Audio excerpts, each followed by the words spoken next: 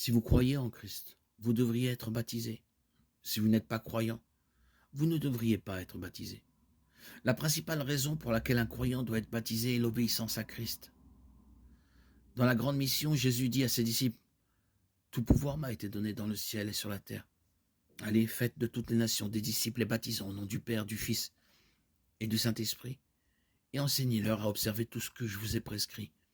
Et voici, je suis avec vous tous les jours jusqu'à la fin du monde. » Matthieu 28, 18, 20. Si Jésus a ordonné aux apôtres de faire des disciples et de les baptiser, il va de soi qu'un disciple devrait être disposé à se soumettre au baptême.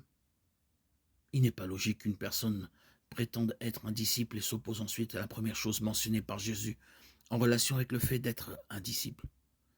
Cela équivaudrait à un disciple qui refuserait d'apprendre tout ce que Jésus a commandé afin de pouvoir y obéir. Le baptême d'eau en tant que rituel ne sauve personne. L'obéissance requise pour se soumettre au baptême non plus. Le baptême est une image extérieure d'une transformation intérieure. Il représente l'effacement des péchés ainsi que la mort, l'enterrement et la résurrection du Christ au nom du croyant.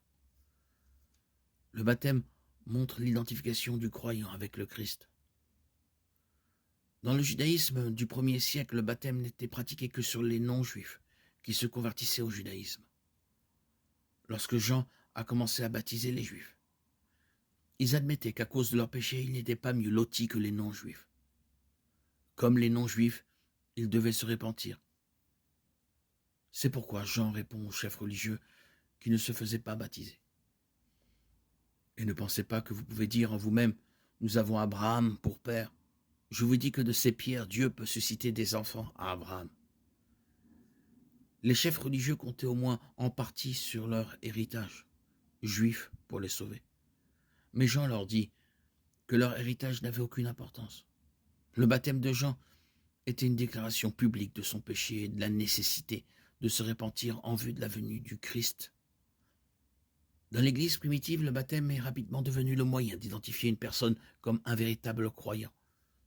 Si une personne était liée de façon occasionnelle à des chrétiens ou à une église, mais n'était pas baptisée, personne ne la considérait comme chrétienne. Lorsqu'elle était baptisée, elle était considérée comme membre de l'église. S'il était juif, il était souvent séparé de sa famille et de sa synagogue. Et dans l'Empire romain, c'était aussi à ce moment-là que la persécution pouvait réellement commencer.